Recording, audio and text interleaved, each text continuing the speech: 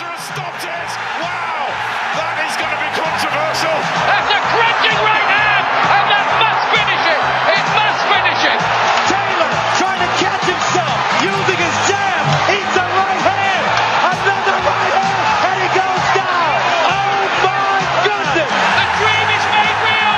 Ricky Hatton rocks the world with a truly stunning win over a modern legend. He is the champion of the world. Yes, people is back again. Raps on TV, reporting fresh out of London. The best in boxing as always, bringing you the latest news over the weekend and looking forward to what's coming ahead for this weekend. Here as usual with my co-host, Tom. How you doing, Tom? Yeah, I'm good, Code. You're looking fresh yourself today, all tailored. Tailored work day, mate. It's nothing but a work day for me. Nothing but a work day, but it's good to be back. Another show. I know this week was kind of a quiet phase for boxing to kick off the new year, but we've got a few announcements in terms of guests and also fights that have just been ordered and sanctioned. So I mean, yeah, just the most notable one with the WBC, and we'll keep it on hold for a few minutes, and then we'll let the fans phone in and let them know the headline news. Yeah, exactly. And we're also going to get into the fight with Gervonta Davis against Hugo Ruiz, which took place last weekend. As expected, first round knockout, but let's talk about his performance, his relationship with Mayweather, and we'll go on further and all the guys on the undercard. But listen, guys, we've got a great guest joining us today. A man that I'll say needs not much of an introduction, but I'll do it anyway. Set up a huge rap label many years ago, transitioned into the boxing world, worked with some of the most famous and technically gifted boxers that have ever been. And he's now just released a book called The Art of Science. So I would like to introduce to everybody our guest, Mr. J. Prince. Hello, Mr. J. Prince. Hey, how you doing? How y'all doing? We're doing very, very well. So you're speaking here with Kojo from London and my co-host Tom. How's it going, Jay? So Tom, Kojo's co-host. Thank you. How y'all doing? We're doing good. Thank you for joining us today. It's a real privilege to be able to talk about what you've been doing the last many years, but namely in the last 12 to 18 months, the art and science of respect. So, Mr. J. Prince, obviously a big fan of you from the Rap-A-Lot days, but going into this book, I just wanted to ask you, what made you decide to write this book and where did the title come from? Well, I decided to write it because, everywhere I travel around the world, a lot of people are questioning me for information, all the time, trying to get some wisdom, knowledge, and understanding of different aspects of life, and business. So, I thought it would be a perfect time to write this book and share, my wins, my losses, and everything that happened in between. Brilliant. And the name, ahead, as I like sized up my journey and what's important to me, I came up with the art and science of respect, because that's been my life. That's what I value. And it's been an art and a science to everything that I've accomplished, and I think I shared that to the best of my ability in the book. Yeah, that's great. And Jay, it's Tom here, part of the Raps on TV team. Just wanted to ask you, it's a pleasure having you on the platform, sharing your story, and your ideas today. I just wanted to kind of get into your background, sort of what inspired you to kind of come up with the idea of creating the book, and also the other avenues you've taken, particularly in the boxing industry. Yeah, my inspiration, what his book is concerned, like me, I always thought about, leaving this earth without telling my story the way it really is. I didn't want no one to have to tell it for me. And also I wanted to, as a part of my legacy, I'm always trying to be an inspiration to inspire, the past, the present, and the future. That's been my journey in the music game. So, it was only right that I share with the world that I share with so many others that, have been successful in a lot of aspects of life. Yeah, and hi, James, Mr. J Prince. In terms of obviously growing up, obviously you're a family man, but growing up family, were you a working man, college educational man?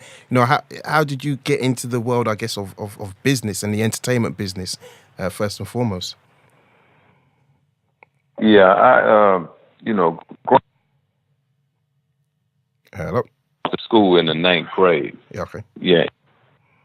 And as far as I wanted to go, but, I gave my mother my word that I would at least graduate from high school. So I kept my word. I graduated from high school.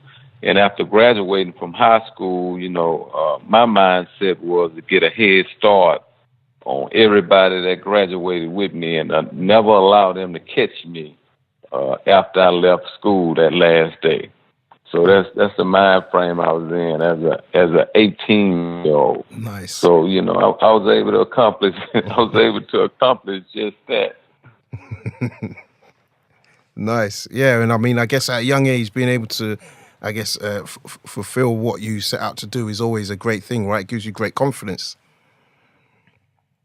Yeah, and as far as the entertainment side of things, I've as a kid, as a young one, growing up, my grandmother, my mother, my aunties was always playing Motown music. So I always, I grew up at least knowing what good music sounded like. And, when the opportunity presented itself, my brother, his name was Sir Rap-A-Lot. So in those days, he would ride with me, all day, every day, just rapping all day, every day. And it was one day I encouraged him. I'm like, hey, man, I don't want you in these streets. I said, why don't you let me put you in the studio and you pursue your rap career? I'll help you with it. And that's why I named my company after him, Rap-A-Lot Records. His name was Sir Rap-A-Lot. Nice. And that was the beginning. And, from that day forward, after my brother fell off because he didn't complete the journey with me, I had to make the decision with the other members, and it was based on keeping my word. You know what I mean? I remember my moving forward. This was based on keeping my word with the other guys that I had told that I would support them. I moved forward and got blessed beyond my expectations. And Jay, how did the message "No weapon formed against me shall prosper" begin? How were you able to articulate that and kind of emulate that so that younger generations can kind of use that as a bit of inspiration for you to be able to champion that for the younger generations particularly? Yeah, the "No weapon formed against me," is a biblical verse, and I always, been a faith-based individual. I grew up where my mother, my grandmother, a lot of examples before me, and I wrote about it in the book how, when I lived in the projects, it would be a bus that came and picked up kids, and my mother would put me on that bus that took us to church. Yeah. And I gained a strong faith-based foundation by taking that ride over the years, and that verse, "No weapon formed against me," meant something to me. It soothed me where fear would come in. You know what I mean? It gave me understanding that no struggle, no trouble, no whatever I was dealing with was bigger than God. So, I wrapped that around "No weapon formed against me shall prosper," because I felt like God was on my side, and it caused me to be fearless toward everything, even the 3-letter alphabet names that exist out here in the U.S. You know, the DEA, the FBI, all of them. You know, even they not bigger than God. Exactly, and the three-letter word. I mean, that's a really great thing to talk about, your faith and the strength that you get from that, and taking the message and letting that lead the mantra in your life. We'll just talk a little bit about, how that would have been so important for you when you were starting in the record label. You're in an industry that is typically, not favouring people from your culture. You're not in that executive position. How, when you had down days, how did that really lift you up, just to tell you to persevere and keep going? Yeah, it was everything. As I say, it was my foundation, and we know you can't build a mansion, an empire, nothing on a weak foundation. So that was my foundation, was the glue to everything that I put together. You know what I mean? It was my source of strength. Where I rejuvenated myself. I conditioned my mind. I fed my spirit to be able to, deal with all the obstacles, on a daily basis. And there was many of them, so that was the secret weapon to it all. Yeah. And in terms of the boxing business, I do clearly want to, ask you how you got into that. But were you a boxing fan growing up, and who were the kind of fight, if you were, what type of fighters did you like watching, and what type of style were you a fan of? Yeah, boxing was always my first love since a kid. I used to watch Muhammad Ali. I used to watch Don King, you know what I mean, flamboyant in the ring. And, I fell in love with boxing, as a kid. So that was my first love. I tell everybody I got distracted along the journey with music. It turned out to be a great distraction. But, it felt so good, and I felt at home to return to the boxing world. Yeah. And just taking it back to that point you mentioned about the building blocks, you have to have, to build like an empire, you need to have the stable foundation. How important do you think that is nowadays with the likes, you've got prospects coming through from the Olympic system, but even just like pushing it back to the likes of the greats, Andre Ward, Floyd Mayweather, even before their generation. How important is that stepping stones, those building blocks to reach the pinnacle of the sport? Yeah, no, I think it's very important. It's very important with everything you do. You know what I mean? To tap in a power that's greater than the power of whatever can have you in bondage. You know what I mean? Whatever that may be. Along later on along the journey, I tapped into other powers, like breaking the poverty curse, where my family was concerned. You know what I mean? Buying my mother a home, because I knew my mother always, wanted a home, wanted to live out of the projects. So those was powers that meant something to me. Those was dreams. Those was things that I was willing to die for at one time in my life. So, it's about whatever that may be, in each of our lives, whether you're a fighter, writer, whatever it is. You know what I mean? You tap into that power. You grasp strength and power from that power on a daily basis. Yeah, no, great. And let's talk about the book. Obviously, we're a boxing show, so we're definitely interested in your whole life, especially the boxing part.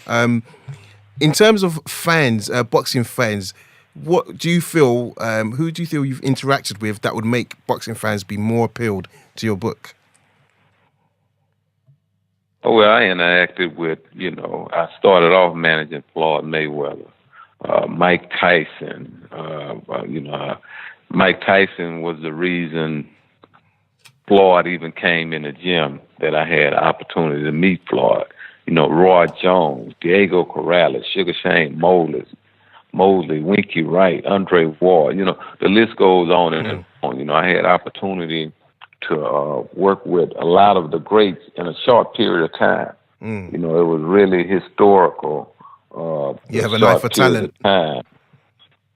Yeah, to be able to, have access to all of that. It's been a beautiful journey. Yeah, I mean, and obviously working with Tyson, I guess I heard a story that you were trying to sign him. Was it just after the Douglas fight, or maybe just before? No, it was actually, way before.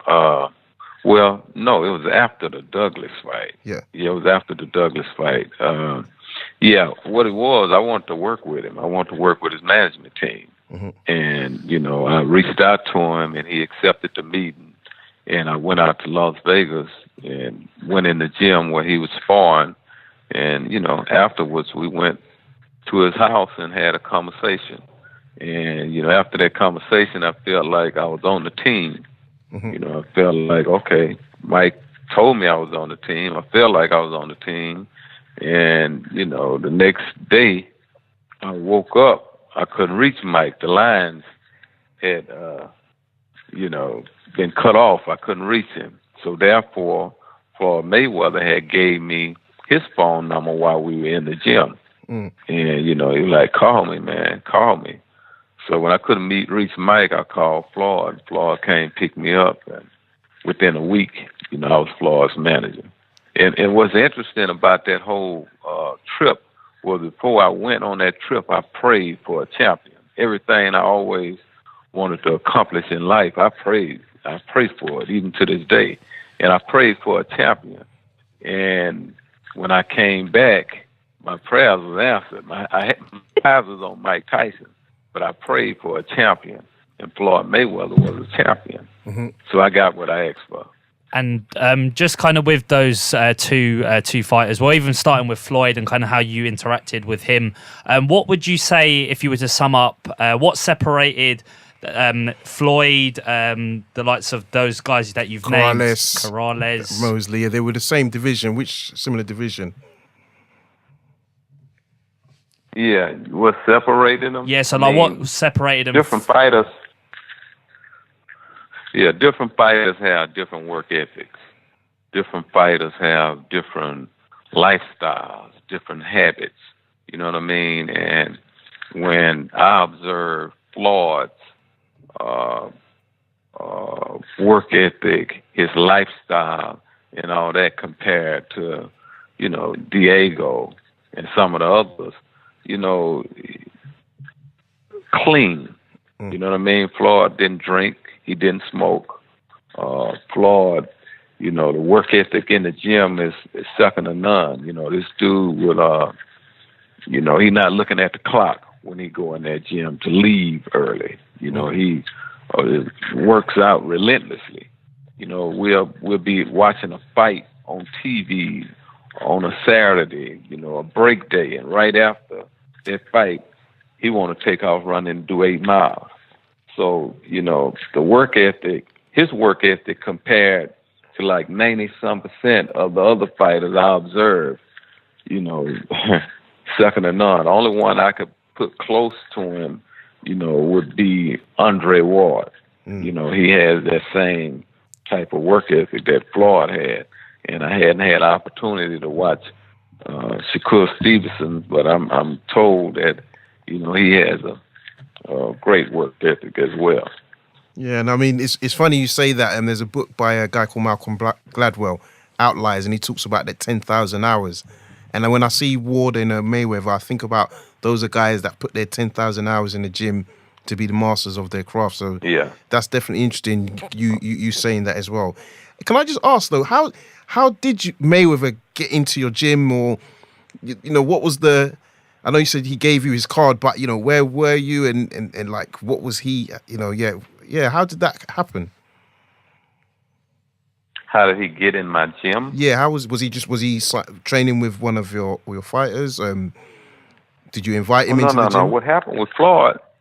No, Floyd came when I was in the gym with Mike Tyson. Mm. Mike Tyson and Floyd had a relationship. Okay. So Floyd just, coincidentally, I don't know if Mike told him I was coming or what, but he coincidentally showed up while I was in the gym with Mike. And, he started talking to me. He knew of me. And I was focused on Mike. I had never seen Mike spar and all of that. So I'm like kind of wondering, who is this kid? Why is he, talking to me right now? And my friend, you know, he told me, he said, "Oh, that's the 130-pound champion, Floyd Mayweather." So, you know, from there, you know, I really didn't think about him anymore until the next day when I couldn't reach the mic. Mm. And yeah, but that's how it all, you know, fell in place. And like I said, I prayed for a champion. Mm. For those who don't believe in prayer, you know, this is what I prayed for. With that, I got what I prayed for. Yeah. And how about, so obviously so you signed Floyd. You know, how was obviously his dad's a trainer, his uncle's a trainer, both of his uncles are trainers, former fighters. How was that interaction working with them, knowing that those guys are obviously, you know, well learned in boxing, well versed? Sorry. Yeah, I mean, when I came on the scene and I wrote about it in my book, it really caused a stir. Mm-hmm. You know what I mean? Nobody was happy that I was around, and you know, it caused a big stir. I mean, it was right up on the front page of the Las Vegas Times and all of that, almost every other day. So, you know, it caused a lot of controversy, but, you know, I figured out how to smoothen everything out. And, you know, I tell everybody I laid this foundation that he's eating off of today. You know, once again, we're dealing with the foundation. And the 4 years plus I was with him, I laid that foundation for him to be able to do what he's doing today. Yeah, you must take great pride in that. Yeah, and with kind of Mayweather's unprecedented work ethic, the other fighters that you've had close affiliation with, what other attributes have you seen, particularly Mayweather at a young age after making the transition to the professional ranks? Was it a case of he was patient at the time, he was waiting for his opportunity to present itself? And were those the kind of qualities that you were surprised in a young, hungry fighter like Mayweather? Well, you know, what always surprised me the most where Floyd was concerned is that work ethic, man. I mean, you know, in the gym, I'm telling you, I know you all probably is aware of this. You know, you watch these fighters and, you know, when they put an hour or so in, they want to get up out of there. This dude, you know, is, you know, it's like he overdo it. You know, you would think he overdoing it, but he not overdoing it, and he love it. He love it when he's in there. So, you know, there's a saying that you reap what you sow and you get out of a situation what you put in. Yeah, he great because of that reason. You know what I mean? It's amazing to see him, you know, definitely back then before he became who he is now. To watch him back in those days, evolve into this, and you know why. Because you know, it's unquestionable. So when you signed, because he was he pretty boy and just making that transition into money, or he was pure pretty boy? He was pretty boy. Okay, yeah. And obviously now you mentioned earlier Shakur Stevenson, another fighter that's made a bit of a name for himself in the Olympics. He's coming through the ranks. I think I want to say he fought 2 weeks ago. Yep. I mean, what kind of a role do you play with managing him, and I guess your fighters in general? Do you play the mentorship role? Is it, you know, just talking business strategically for the next 4 or 5 years? What is what kind of role do you play with them in relationship? Yeah, definitely a management role, and that management role exists in and out of the ring. You know what I mean? I don't mind when I'm managing a fighter. I don't mind sharing with them my blueprint, my successful blueprint in life, you know, out the ring. I ain't never really been in the ring, but I know something about being in the ring. I know something about preparation of, you know, getting in the ring. And I definitely know a lot about not only making your money, but how to keep your money. You know, because so many athletes and fighters money in their sport, but they don't know how to keep it. Yeah. So, you know, I figured that out. I figured out the formula of how to do a lot of those things. And if they would listen, then they'll be successful in those areas as well. Yeah. And how integral is it having the team around these young fighters? I mean, Shakur's not long made the transition to the pro ranks. He's obviously had an outstanding amateur pedigree, but in terms of the mentorship, the guidance, how integral and imperative is that for a young fighter at this stage of his career? And the team around him. Oh, it's very, it can make or break them. Mm. It actually can make them or break them, because it's important to have somebody around you that you look up to, that you respect, and and it's mutual. You know what I mean? Because coming from where we come from, not have someone solid around you that you respect, that you look up to.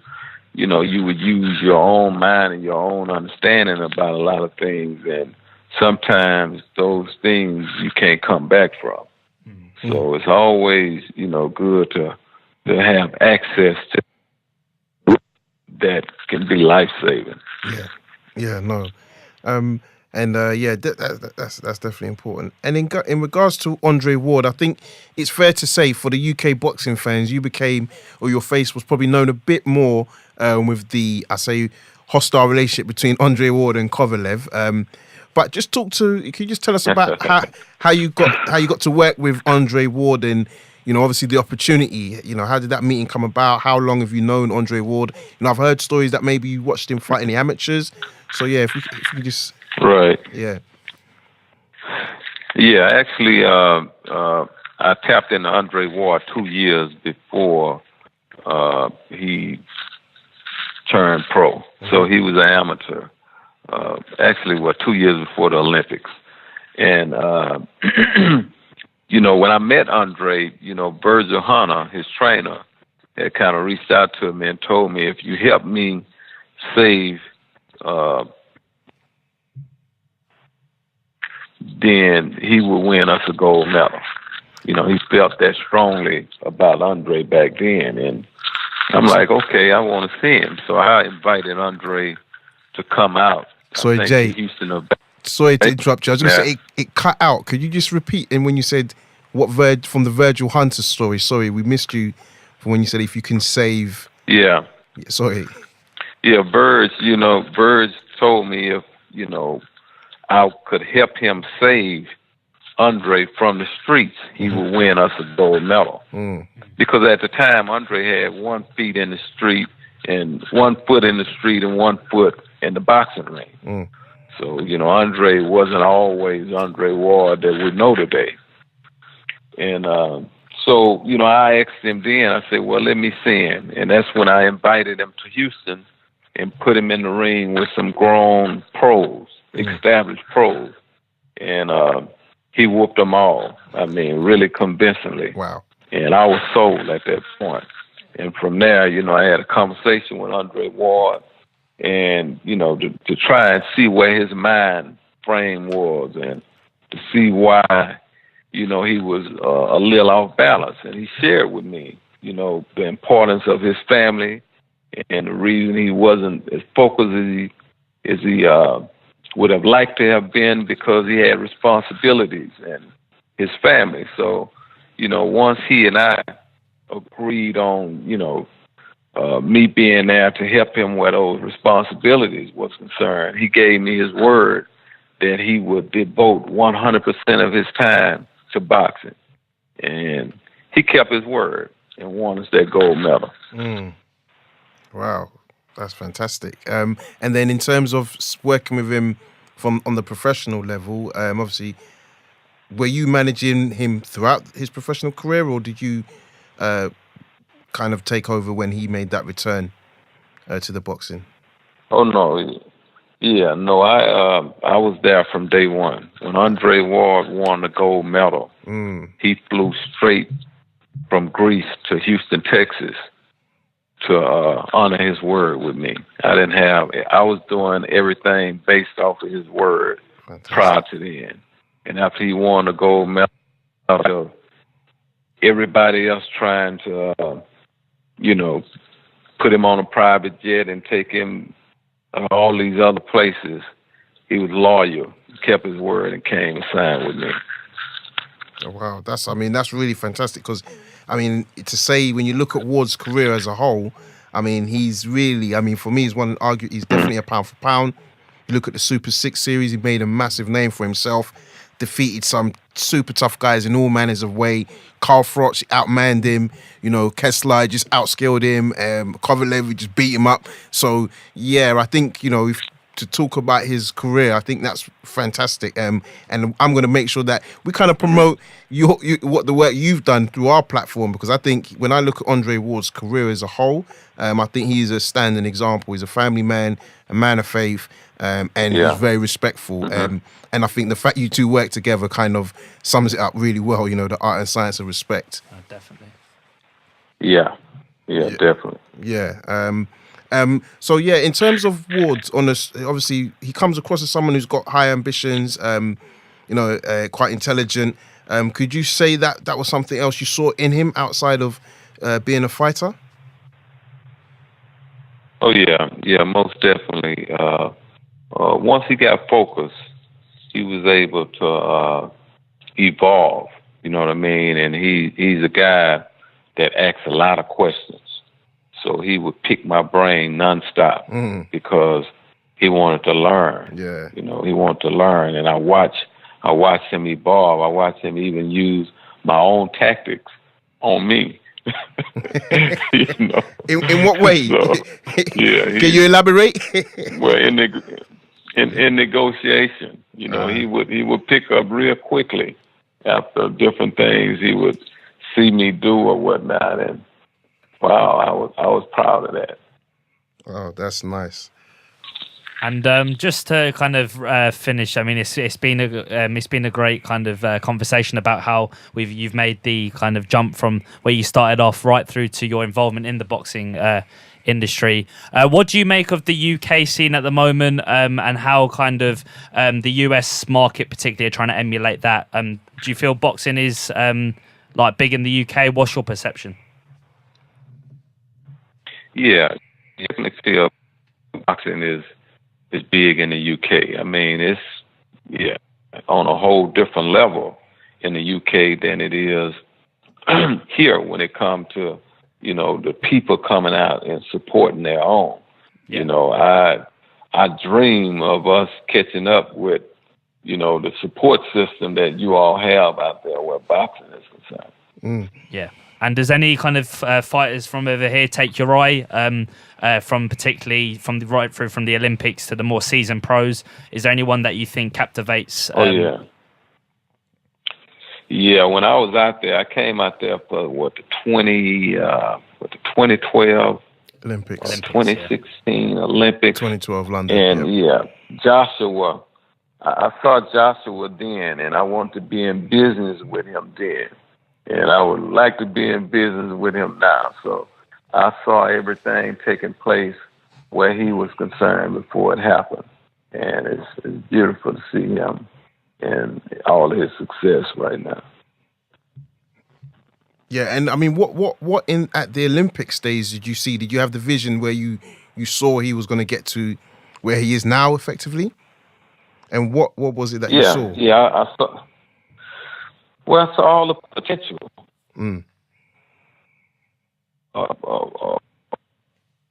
Had the size, he, had the pedigree, had the, all he had to do was perfect his craft, and it looked like, he had the work ethic and everything, the conditioning. Looked like everything was there. You know what I mean? His demeanor, from observing him from a distance, I was sold from his demeanor. I'm like, he looked hungry. He looked like he wanted. Yeah. Yeah, and I guess obviously you spoke about the boxing scene and the job that Eddie Hearn has done over here, which, he's really been the key player to kind of get it ignited again. He's coming over to the US. Is DAZN a platform that you're interested in working with, or, what's your thoughts on Eddie Hearn and Matchroom USA coming over to the USA, the Wild West, as they say? Oh man, I think it's beautiful. I think it's beautiful for Eddie Hearn to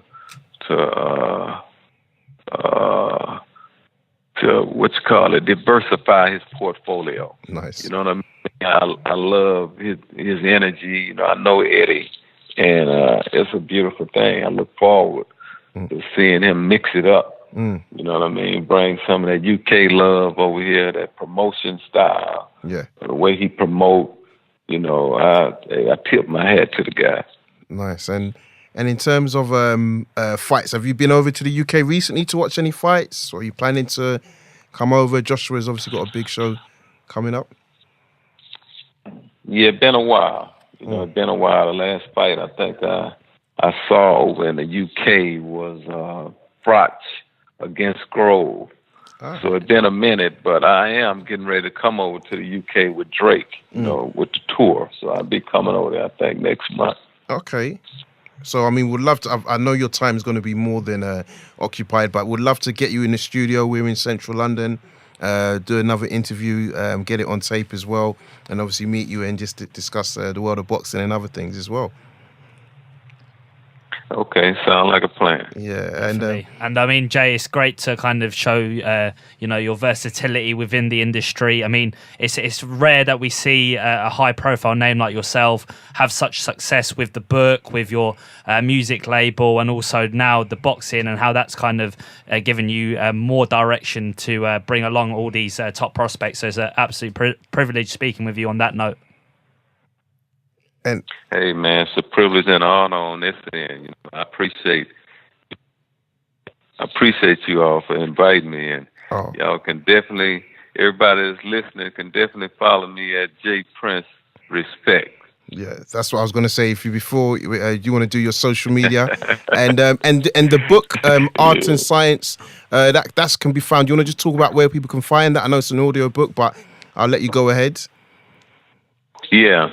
Yeah, it can be found Amazon. I don't know if you all have a Barnes and Noble out there. No, we don't. But yeah, Apple.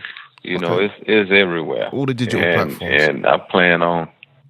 Yeah, definitely. Perfect. And before we let you go, Mr. J Prince, I'm going to say a couple of weeks back they had this thing called the 10-year challenge, where everyone was uploading pictures and so forth. But what we want to do on the Raps on TV platform is talk about the 10-year challenge, but ask guys who have that longevity in the game to talk about what key changes they've probably seen in the last 10 years. So I just wanted to ask you, what changes have you seen in boxing between now, 2019, and 10 years ago, 2009? Or further afield, if you like, but yeah. Oh man.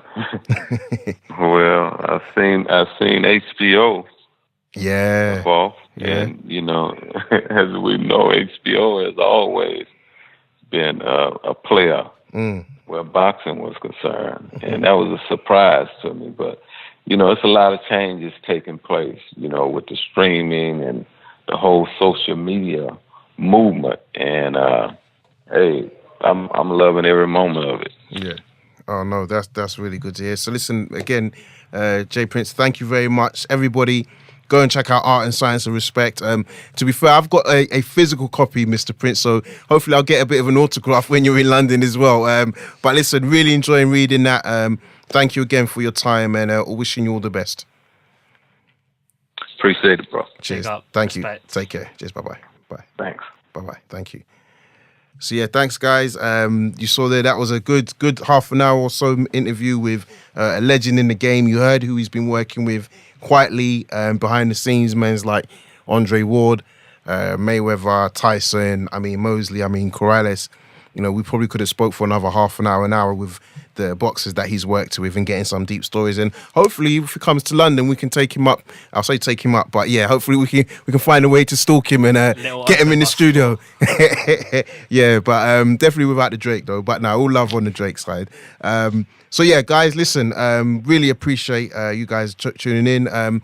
This week we had Gervonta Davis, who was on the show. He was on the boxing fight last week out in LA, PBC card. Yep. First round knockout. Any surprise really there, Tom? No, I think it was just kind of get the ring rust out of the way. Yeah. He's been kind of pictured in that division to have those big fights next. He's had a bit of time out, a bit of inactivity. But yeah, just kind of get in the ring, show off a bit, and got the the job done in Exactly. emphatic fashion. In emphatic fashion. I mean, I think some of the other fights on the card, you had Erickson Lubin, who beat Ishe Smith. Yeah, great within fight. 4 rounds, I think, 4 or 5 rounds. Yeah. So that was good. I mean, Lubin was coming through. Everybody, to be honest, I ranked him as a high prospect last year. Until he got knocked out by Charlo. And then I was like, whoa, slow down. I don't think you're ready yet.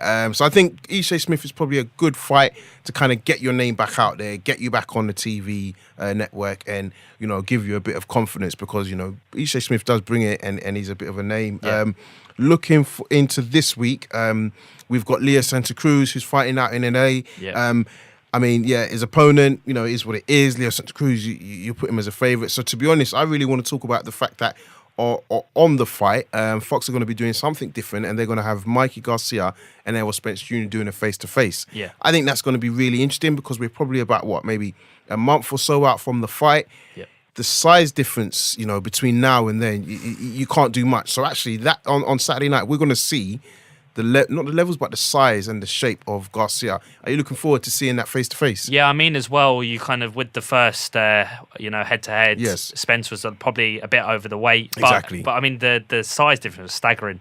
Even then, the right? Two of them. Yeah. And I mean, now I think that probably Spencer's had time to trim down a bit. Mm-hmm. Garcia's most likely going to put on a bit of muscle prior to the fight, so it'll be interesting to see. But I think Spence has that stature. Yeah. He's the more fully fledged welterweight, so it'll be good to see the comparison. Yeah, it is. I mean, I'll be honest. I'm backing, but I just don't see. Do you know what happens? I just can't see how Garcia wins. But then I know Garcia is such a good fighter, such a technically high level fighter that in my mind I'm like, he wouldn't go in this fight thinking he's gonna, without, and he's 110% confident he's gonna beat this guy. So I'm just like, what are you watching that is making you think you're gonna cause damage to this guy? I mean, honestly, I can't wait. And the closer we get to that, and that's why I think Saturday is quite a big moment in the kind of timeline of the fight, because once we see that, people are gonna either say, you know what, Garcia's got a chance here, Do we see something in Spence? Does Spence even look at Garcia and think, well, actually, maybe he's not as small as I thought he would come in here? And then on top of that, he's got the little guys chasing him because Crawford wants to fight him. And even though Crawford is a champion, he's still come up from the divisions just like Garcia has. So for me, looking forward to it. Can't wait. I think it's going to be a smasher. I think before we speak about our next subject, we've got, I can see we've got a caller. So we're going to go out to a man like Appia 985. Hello. How are we doing, guys? Yes, how you doing, mate? You all right? Yeah, not too bad. Good. Not too bad. I hope you're all well. All good. And just, I hope everything's all good. Yeah. Couple fights looking forward to be honest with you. The fight you guys are just talking about between Spence and Garcia. And then obviously we've got, the girl and Eubank. So two mouth-watering fights to look forward to. So it's all good. Most definitely. It's all good. Yeah, it's all good. And so I'm gonna ask you a question. Okay, no, go ahead. Ask away. Yeah. No, you go. I mean, we've just been told that the WBC have mandated Dominic Breazeale and Dillian Whyte to become the mandatory challenger for whoever wins out of Wilder and Fury. Presuming Wilder wins. Yeah. What do you make of that fight? Wilder versus not Whyte. Sorry, Dillian Whyte versus Dominic Breazeale. But that fight, the winner of that fight will become the mandatory for the WBC belt. That's a fight that I think Whyte will win. To be honest with you, I like the way Whyte goes about his business. I think he'll win that fight. To be fair.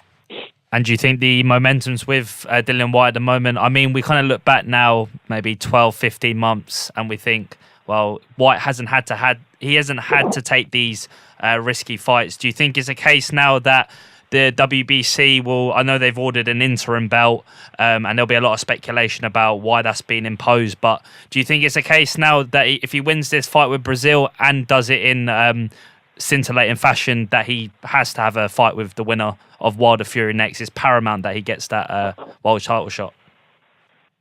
Yeah. I'd love to see him in there with Fury or Wilder. Love to see him in there. Don't know if he beats any of them two, but love to see him in there. I mean, really would. With Dillian Whyte, I think it's fair to say he's not even a comeback king, but if you think about a guy who deserves to fight for a title, out of everybody that has, he's one of those guys, because I think 2018 was really his year. He started well, he finished well, and we're going to talk a little bit about Dillian Whyte, but I think actually he's not changed the game, but he holds some pawns and some powerful pawns in the sense that, Joshua really wanted to kind of get him in for April 13th, and he wasn't negotiating with them in the sense that he didn't take their offer. They probably thought they could give him peanuts, and he wasn't accepting that. Yeah. So, I think it's really interesting. Yeah, because them cunts are trying to give everyone peanuts, isn't they? them fucking Eddie Hearn and fucking AJ, want to give everyone peanuts, you know what I mean? And, just give people proper money and let the fans see some big fights, do you know what I mean? Yeah. I mean, again, when you think of Joshua Miller, is that a dangerous fight for Joshua? You know what? I think any heavyweight fight is, it's dangerous. You get caught. These are big guys, just you don't concentrate for a split second. Bam, game over. So, it is a dangerous fight for him. Yes, it is. It is. Yes, yeah, I think it is. Do you know what I mean? But who do you see winning that fight? It's once it gets announced. I think Joshua should come through, shouldn't he? Yeah, he should come through that. Yeah, that's my thought. He should come through that. That's my thoughts. Do you? Sorry, go ahead. Do you think it's more of a the move to America? Do you think it's more kind of for Joshua's markability over there, or do you think Miller can actually pose a genuine threat as a voluntary defence? It's probably for marketing reasons, innit? Eddie Hearn, innit? All business, innit? So yeah, it's true. So, simple as that. Yeah. All right, listen, D, thank you very much. We got the big one. You banked the girl, so they were going to do a preview of that show next week. So love for you to call in and give us your opinions then. Yeah, you'll be getting a call next week, mate. Perfect. All right. All right. Cheers. Thanks, mate. Perfect. All right. Lovely. Yeah. Good luck, guys. Take care. Bye-bye. Bye. Yeah. So let's just focus on that. So Brazil, Dillian Whyte has been ordered mandatory. Do you think it's the right thing to happen? Yeah, I think over the last few months it's been talked about. I think it's quite ridiculous that all these kind of interim belts, regular belts are being installed it's probably as an excuse, to say, well, look, Dillian, you fought 10 or whatever amount of fights he has with the WBC. I think it's 6 or 7 prior to the Chisora fight. Yep. He's won all the belts, the internationals, the intercontinentals. He has fought the top caliber of opponents outside the champions. Yes, but Dominic Brazil is a credible opponent. Yeah, Parker anyway. And that's in the past, sorry. But for me, I'll be honest, I think Brazil is good, but Whyte is better. Yeah. I think Whyte's improved to such a level, I think actually he could probably beat him. Comprehensively might be strong, but I do feel that Joshua had Brazil's number from like round one, the power, the speed. Brazil wasn't interested. Maybe the speed is where Whyte is not as, he's not as fast as Joshua, so that might not be as intimidating for Brazil. But I think the power is there. I wouldn't even be surprised if he goes for the early knockout, because I think with an opponent like Brazil, if you do that, Wilder has to take notice. Joshua potentially has to take notice. So maybe, Chisora, he got him out there late, but he said he was working on stuff. He proved his stamina. He was getting hit. He was letting shots go as well, clearly. Whereas with Brazil, if you beat him quicker than Joshua's done, straight away, that's a marker. And then also, there's been rumours that Wilder and Brazil were always supposed to fight, but taking him out early kind of says, well, Wilder, you have to face me now. So, I think it's the right fight. I think if you were to ask me, there were a lot of strong rumours that it was going to be either Povetkin or Brazil, maybe even an Ortiz. I will say this, I don't think Dillian Whyte wanted to fight Ortiz. He's clearly not afraid of anybody, but I think if you were to ask him out of all threes, I think Brazil's slightly the best package.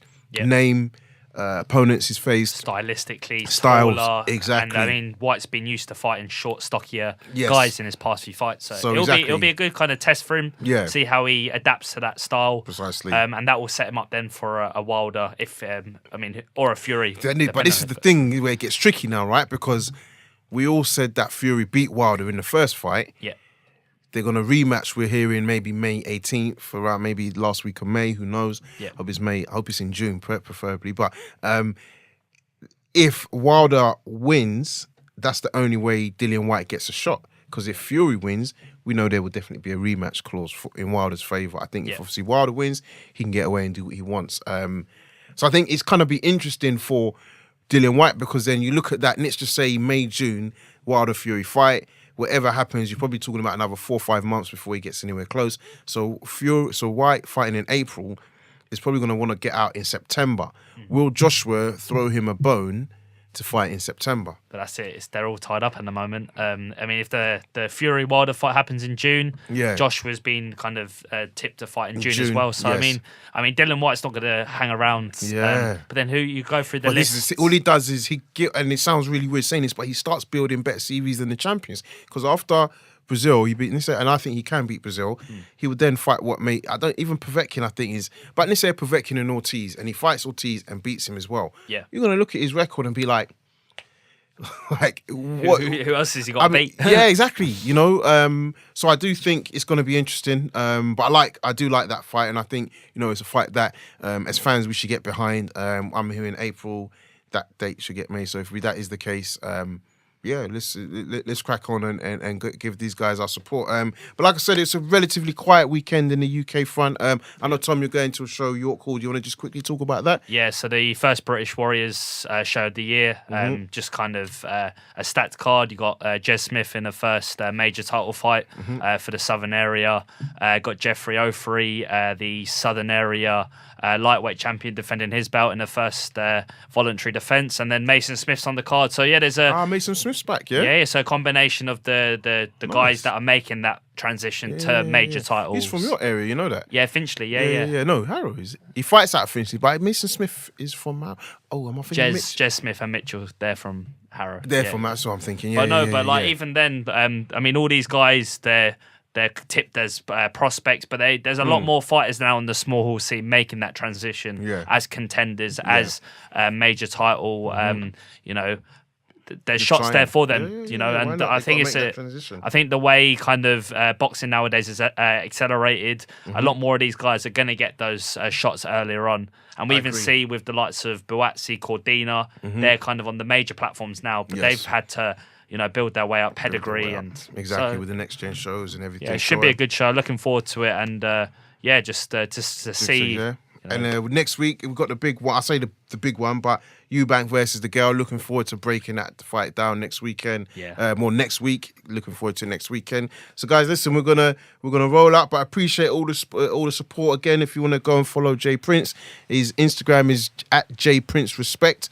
But more importantly, I'll say that clearly, Raps on TV is the social media you need to be following. That's @Raps on TV, WRAPS on TV, social media, YouTube, Facebook, all of that, we've got it. So guys, thank you again for all your support, all your questions, and hopefully you enjoyed a great interview with Mr. J Prince. Take care. Take care. Cheers.